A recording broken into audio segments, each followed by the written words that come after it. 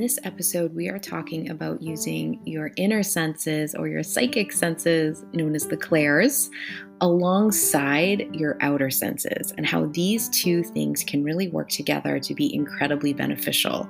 We give you some real life examples. We also discuss why your clairs are so mistrusted, why you've been taught to mistrust them, and also point out how easily tricked your outer senses are. And I include some really cool examples and illusions just to illustrate that point. This is Heather Wood and Jamie Hayhurst, and this is the Intuitive Girls Guide. All right, Jamie, so this is our last episode about the clairs. Let's talk about maybe how you could use them in real life in conjunction with your other senses, and why you really need to. Yeah, absolutely. Okay. I think we need to have a balance of using our outer and inner senses. I don't think you should not use your outer senses. Use away. Yeah. But your outer senses are easily tricked. Oh my Right. God, it's so easy to trick. Like basically anybody who's a magician makes a living at tricking your outer senses. And there's so many ways. So in our show notes, I'm going to put a bunch of different examples of how easily tricked your outer senses are. And that's embodylove.me/intuitive girls, where you can find all of that info. But Jamie, I've sent you a couple to look at. So I just wanna show you this. So the Zollner illusion is one of my favorite ones to show you some trickery. So this will be up on the show notes again, but what it is Jamie, why don't you describe what you're seeing so I don't give it away because you don't know what the trick is in here. So tell me what you're looking at. Well, I have a feeling I know what the trick is, but I'm just going to tell you tell you what I see. Essentially, it's like this. The image has a white background, and it has black lines running from sort of diagonally across from the left to the right, and then each of those lines has slashes going through the whole thing. So it's almost, to me, they look kind of like sideways train tracks. Yes. And, Okay. and they look wonky. They don't look like they're in alignment.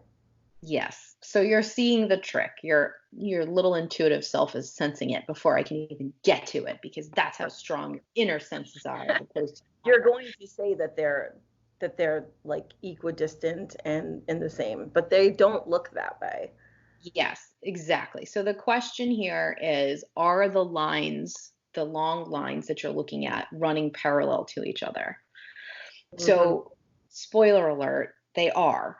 Okay. But the addition of those little small, like shorter lines to them trick your brain, they trick your eye into making them not look parallel. So in Right. the show, notes, I will give you the same picture without the squiggly lines next to it so you can see that they're actually all parallel. Okay.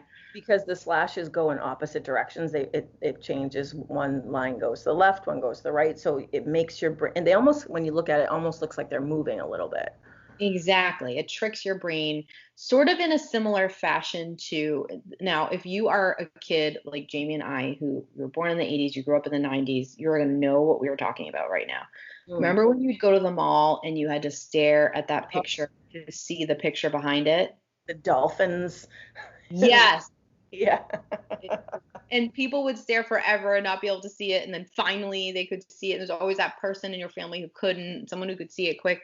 That is all using these kinds of illusions to hide a picture. And then you have to sort of shift your gaze to see it. Very similar. Right. Okay. The other one that I have for you is called the Poggendorf illusion. So, Jamie, will you explain what you're seeing on this one? So this is a rectangular shape. The outline of the image is a rectangle, and I think it's like a pale yellow. And then right through the middle is a gray, thin rectangle. And then it looks like on the left side of the rectangle, there's like a black line going through the upper left-hand side of it. And then coming out the bottom right-hand side is a blue line and a red line. Okay, perfect. Excellent explanation. Again, this will be up in the show notes, embodylove.me/intuitive girls. You can stare at it too. So the illusion here, what you're going to ask people is the black line that you're seeing is that continued with the blue line or the red line? Blue. Okay, so that's wrong. It's continued with the red line. Yeah. Okay. And I know I will put in the show notes. I didn't give Jamie the answer key because I didn't want her to accidentally look at it. But when I will show you that they make the rectangle clear and you can see that it's a continuation of the red line. So in Jamie's description, there's that black line that comes from like the top left down through the rectangle, and the rectangle's solid, so you don't see through it. And then on the bottom, on the other side, is the blue and the red line. The blue line is up higher, so it looks like the black line is continued by the blue, right? It really does. It's actually continued by the red, and it's your brain is just guessing as to what's connected and then making it look that way to you. That one really threw me. The brain loves to tell a story, you know. And it also loves to simplify the story. Right. So it will always pick the simplest explanation, right? So you can't always trust these outer senses. That's why humans are really bad like witnesses when it comes to police investigations, because they fill in the gaps. The brain fills in the gap and you don't know you're doing it. Exactly right. I want to mention this other experiment, and I'll link the video to. It shows a bunch of experiments, but this one in particular, I thought it was kind of funny. So I wanted to tell you about this one. I'll tell you about two of them. So one of them is this experiment where you sit like in front of a divider. Okay, so there's a table in front of you, you're in a chair, and there's a divider, and you place your left hand in your own view, and then your right hand goes on the other side of the divider, so you can't see your right hand anymore. Okay, so the divider's here, and you can't look at your right hand. They place a fake hand where your right hand would be if it was on the side of the divider. Okay. And then they put a covering over it, so you're kind of less obsessed with the fact that it's a fake hand. Right. Okay. Now, your brain will begin to adopt this hand as your actual right hand. So they trick it really quickly by the hand that's hidden and the fake hand. Somebody is over with this little paintbrush on your actual hand that you can't see, and they're like touching each finger at the same time as someone is also doing that to the fake hand. Okay. So the fake hand's pinky's being touched, and you're feeling that, right? Because your pinky's also being touched. Okay. Right. This takes seconds, and now your brain adopts this fake hand as your hand. And so without knowing it's coming, they take a hammer out and smash the hand. And the reaction of people is so funny, Jay. Like, people jump a mile. People say, ow. Like, your brain quickly adopts that as its actual hand. Right. Okay. Right. So just to show you again, and that's a fun one. And then there's this one I think a lot of people have probably seen before, but there's an audio clip running, and you see an image of a woman making the mouth to say the word ba, and when you hear the sound, you hear ba. Okay. And then they show the same woman making the mouth movement for fa, and they're playing the sound, and you think it's fa, but it's the same audio both times. It's just because your eyes saw a mouth doing B and your eyes saw a mouth doing F that you hear it differently. Wow. Yeah. So brain is tricked. The outer senses are easily tricked. So easily tricked. Now, here's the thing. If you're simply using your outer senses this whole time, you're going to like lie on the floor and be like, the world is an illusion. Oh my God, what has happened? Right? My brain doesn't work. But if you're also using your inner senses, like you so clearly were when you were doing that test, especially that first one with the Zollner illusion, where your intuition was telling you, I'm being tricked, something's off. Now they're working together. Now this is a good idea because your outer senses are not meant to know if something feels right to you or not. That's not their job. That's why it's so easy to trick them. Does that make sense? Yeah, it's like the kind of the robotic part of you. It's just doing its job. It's not processing anything. It's just taking the info in.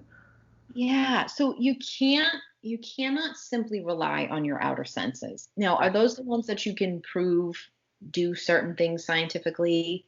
Well, yes, they are. But they are not the be all end all.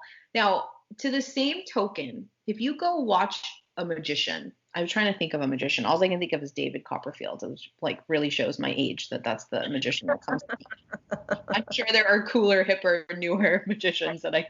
there's even Netflix shows with them. Yes. If you go and you watch one of those shows, by the same token, your intuition is going to be like, you're being tricked. That woman didn't actually disappear, and they didn't actually saw someone half. Oh my God, right? Your intuition's going to kick up. That doesn't mean that you have to like spend the whole time with your arms crossed, being like, I'm too intuitive to believe your outer sense tricks. Like, use them where you need them. Like, have fun with that. Know what you're looking at. That kind of thing is very different than intuition. Like, that kind of magic is very different than the magical ability to like pick up information with a set of senses that everybody has. Does Right. that make sense? Yeah, exactly. It makes a ton of sense. So, point being, we need to take our outer senses and use them to pick up and alert us to information, and then use our inner senses to decide what that means, what it means to us, what to do with it, what we need to do. Or we need to use our inner senses to tell us that we need something different, and then use our outer senses to help us find it. If you can use that balance in your life, you're going to be crushing it. You're just going to be crushing it. Absolutely. We'll be right back after this short break. So here's the other piece of this that I wanna sort of bring in. Okay. Your outer senses are the only ones that you have been taught to use. You did not in school learn about your inner senses. You did Right. not have any sort of training or class or element in your life where it was like, let's sit down and learn how to use your inner senses. Right. You have been taught how to use your outer senses, so you trust them more. Right. That sense to me. I'm not trying to break anybody's brain. I'm simply saying you've been robbed again from that damn patriarchy Exactly. of the ability to use a whole other skill set that you have, a whole other ability that you have to go out into the world. So take that in and spend a little time with these clairs, learning how to use them, so you're not firing on less cylinders than what you have available. Does that make sense? Yeah, I mean, I think that, and if we can start to learn how to use them, and then other people start to learn how to use them, then we can start using them together. Like it's hard trying to go into school or into a job or into, a social situation and start talking about using your intuition. And if other people don't know how to use their own, then they Yeah, don't know how to trust you using yours. exactly. Right. So I have many. This is just gonna sound. I just sounded like Ron Burgundy in my head when I was about to say this. Like, I have many leather-bound books. Um, I have clients in many different professions that I Right. see. I have clients that are doctors, that are teachers, that are lawyers, are in professions that you may not associate with using your clairs. You may not associate with using your inner senses. And like we said before in episode 3, like there's such a stigma attached that they can't outwardly do them. But I can tell you that a lot of people come to me in those fields for help understanding those gifts so that they can use them in balance with their outer senses in the world and in their profession. Right. So can I tell you a quick story about a doctor client that I have? Yeah. Okay. So I have this client who's a really awesome doctor. They practice like they do like general, what do you call Medicine. it? Like a general practice. Yeah, like whatever going on. So one of the main skills that they need to have is being able to diagnose somebody. Right. Okay. So what this doctor came to me to learn more about is what the process was like, what was happening when they were getting information in before they did any of their doctor checklist kind of questions to diagnose somebody. Yeah. Okay. So I spent a, not a lot of time because they were already doing it, but I spent some time just explaining to them what was happening. And what they said to me was, this is how the majority of doctors actually work. So I Really? want to tell you what we talked about. Yeah. Okay. Wow. So this doctor would have patients come in, and the first thing he would do before he entered the room was read the chart. Now, there's information on the chart, like before you see your Yeah, doctor already knows. Yeah, you see the nurse, you've talked to them, you probably told the receptionist. Your doctor already knows your reason for being there, let's right, say, right? Okay. right. So when they walk into the room, what they're doing is trying to get more information on what they think is actually going on and give you some kind of diagnosis, right? Right. Right. Okay. So what this doctor was saying he did was he would walk into the room and he would, just based on looking at the person, just by knowing what he saw in the chart, he would start to make a diagnosis. And then he would use the questions to prove or finite the theory, that's the word he came up with, that he got as he entered the room. Okay. Oh. Now, I wish that I would never ever share a recording from a session, but I wish you could hear the way he described how blown away and like weirded out and how his life was shaken up by the fact that a theory popped into his head as he walked into a room. I bet. Something normal for us people who are very comfortable with intuition. We have quote unquote theories pop into our heads every second of the day, I feel like. So, but for somebody whose career is so based in logic, it was Yes. a very difficult, kind of earth-shattering experience for this I person. bet. Yeah. So all I did was explain how he was using his two main clairs as he opened the door and walked into the room to pick up information, and then using his outer senses and his ego and his logical mind to confirm and get more information on that theory. Does that make Okay. sense? Yeah. So you can probably tell by the way I told you, he said as he walked in the room, he just knew information. So claircognizance was his main thing. Right.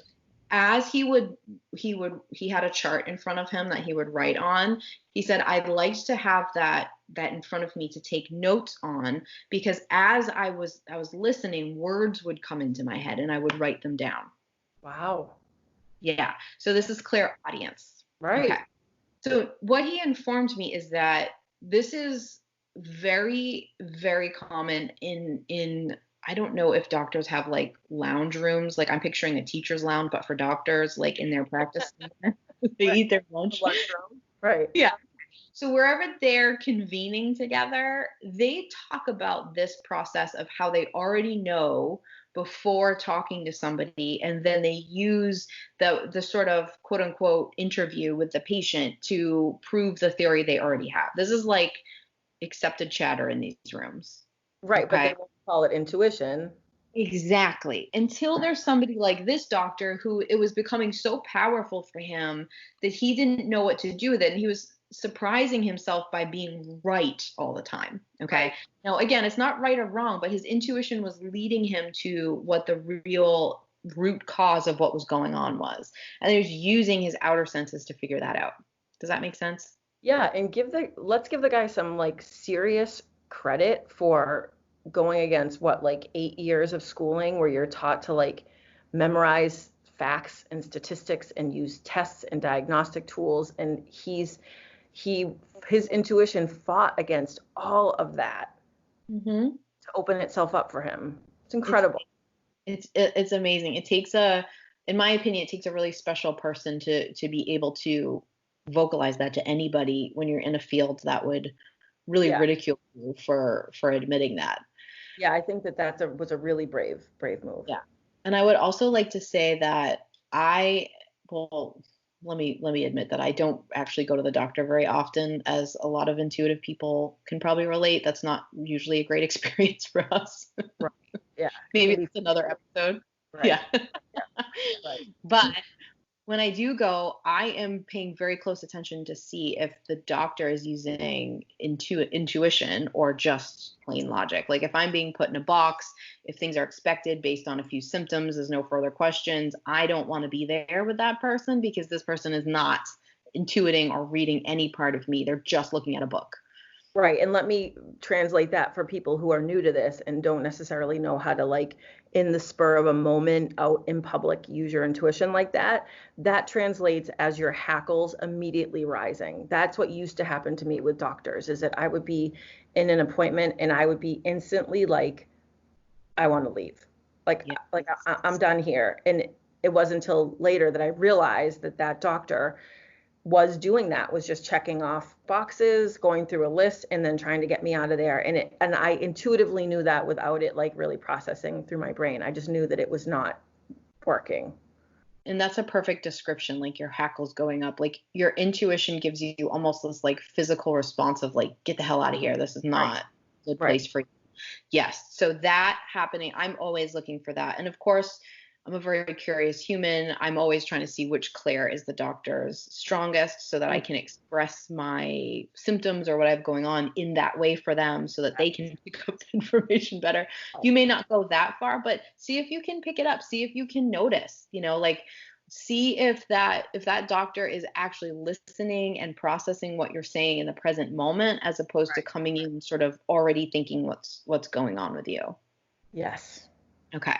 Another example of this along the same lines as kind of diagnosing that I work with a lot of people is people who are therapists, people who are in that profession where their job is to maybe make a diagnosis like listening to just someone talk about, the issues that they have or the struggles they're facing, listening and using intuition to figure out how to help them. Yep. I can't even tell you, like, I feel like I know 50 therapists who study intuition so they can harness that gift better. And that's a field that already has a ridiculous stigma on it.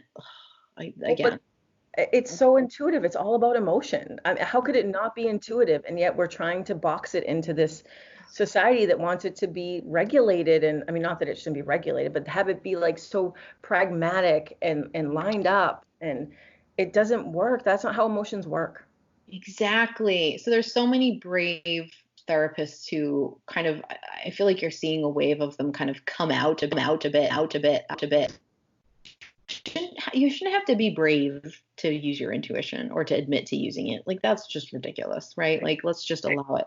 So another industry that very much intuits what to do and how to help, and then uses outer senses to do that in the best way and to pick up additional clues. That's how it should work. Right. And then another example that I work with a lot of people is teachers. Okay. So teachers already have way too many jobs. Teachers need as many cylinders firing and life hacks as possible, in my opinion. They do. Oh my God. So if you are speaking to a kid or a student and they're struggling with something or they're having trouble learning something, most teachers I know, at least the ones that I work with, come to learn how to better intuit how to help the kid solve the problem or what the actual issue might be. Very common amongst teachers. Very common. I love that. Again, I love that you can't be open about it. Exactly. You're not going to sit at parent-teacher conference and be like, so my clairvoyance gave me the image that this is the case. Like, you're not going to say that, unfortunately. You know what I mean? I mean, maybe to me or to you, but you're not going to say that otherwise. And then lastly, I just want to give quick examples of using both inner and outer senses with you and I, Jay, and what we do for work, because we use both. I'm not an intuitive person who's not paying attention to outer cues that you're giving me. I'm noticing your body language when I'm talking to you, and I'm noticing what your eyes are doing and where you're looking, and I'm noticing what you're doing when I say certain things. Like, I'm picking up. I already told you how to look for clues in language as to which clairs are. Those are outer sense clues. Right. So it isn't just about using one or the other. For me, I use my intuition, and then I use my outer senses to help somebody else be on the same page and see what I'm seeing, right? Like, bring people along, like do the journey with you, and then maybe to confirm certain details. It isn't simply inner senses or simply outer senses. How about you? How would you describe, especially with something like Reiki, how you kind of use both inner and outer? So I first use outer senses just to observe someone and, like you said, their body language, how they're physically taking up space when we first meet. And then I'm also using my clairs for that as well. But then once they get on the table, I use my physical senses to watch their body, and I can often see where energy needs to be moved physically. Like, lots of times clients they'll have sort of like fluttering eyes, even though their eyes are closed, their eyes will be fluttering, or they'll have I can see like sort of their pulse in their neck, like if they're anxious or their ego's trying to act up or they can't calm down, or maybe they have a leg that's twitching a little bit. So using their physical body and my physical eyes, I can know where to send energy to help them relax maybe a little bit more efficiently during a session. Exactly. So it isn't about us saying like, learn about your clairs and don't let the patriarchy win. Stop using your outer senses. Right. Like, Nobody's saying. yeah. And it's also not that your clairs, your inner senses are super magical and the only thing you should use, and you should only use it for, talking to dead grandma. Like that's not what we're talking about.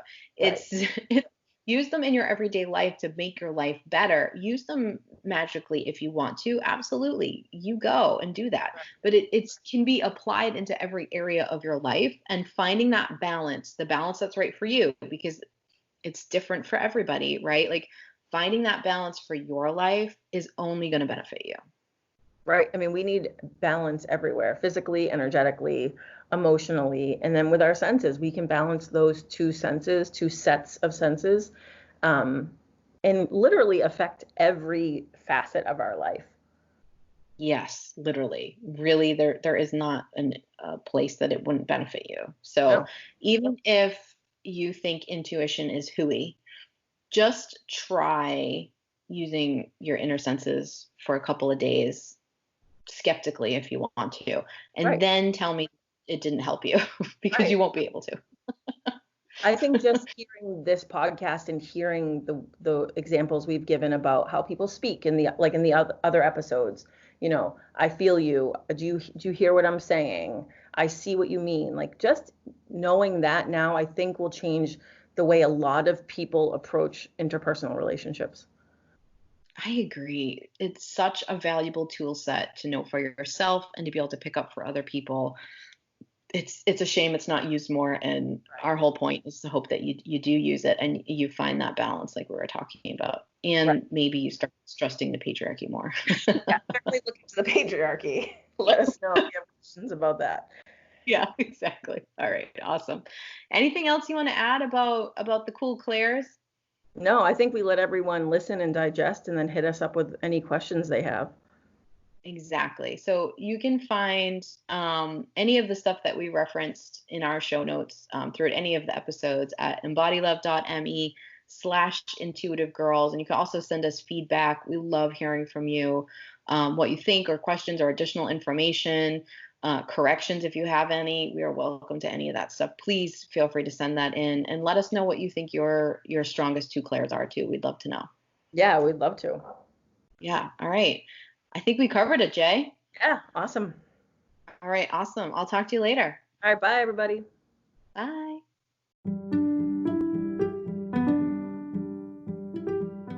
Hey, thanks for listening to our episode. For show notes and a place to send feedback, please visit our website, embodylove.me/intuitive girls. Again, that's embodylove.me/intuitive girls.